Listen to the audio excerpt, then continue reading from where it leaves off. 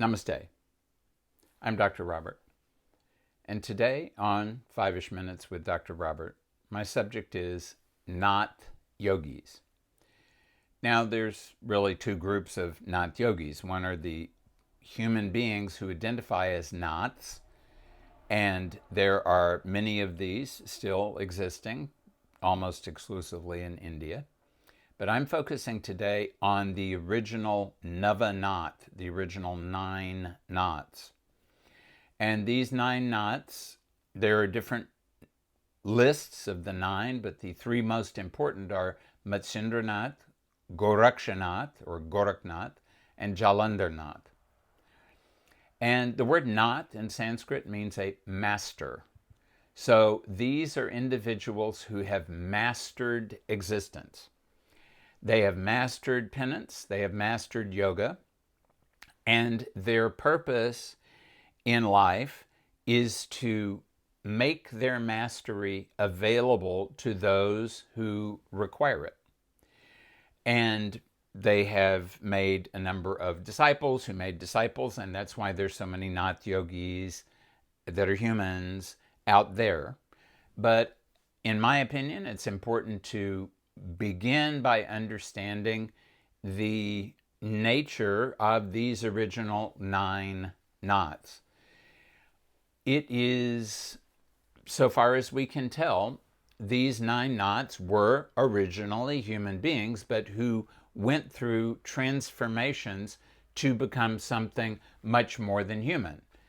Immortal, in a sense, in the sense of being able to delay the deterioration of their bodies substantially.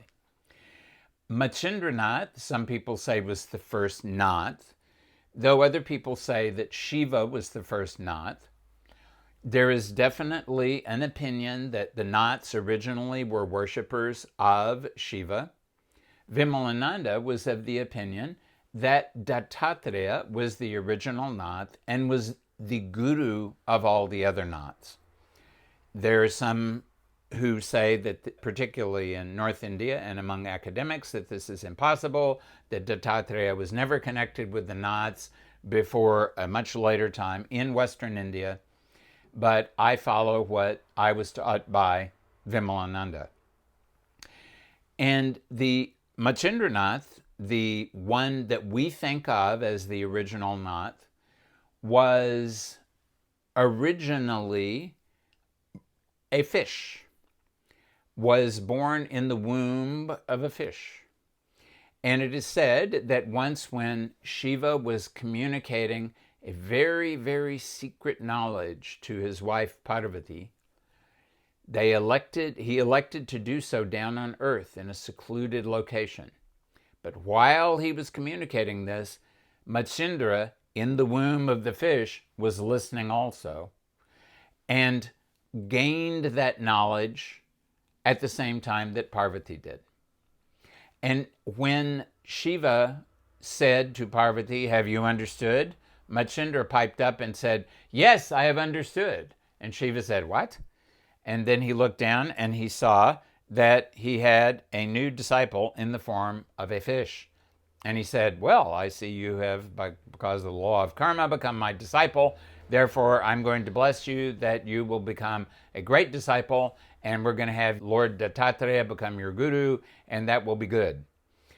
And Matsyendranath became a great immortal being and did all kinds of wonderful things.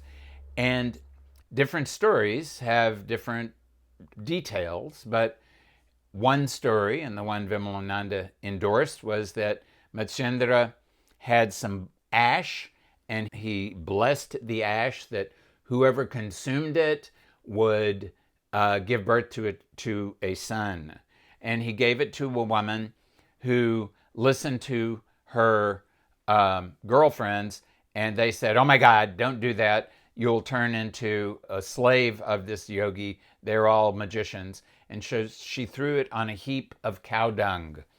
And when Matsyendranath came back 12 years later and said, "I'd like to see the son that you had from me giving you that ash in the past," she said, I didn't do it. I threw it on the dung heap." And Matsyendra said, "Show me the dung heap, because that ash cannot possibly have failed."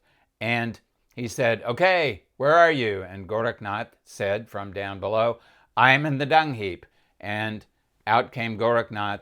And many of the Naths had these miraculous type of births, and they became miraculous yogis, and they are worthy of our devotion. Alak Niranjan.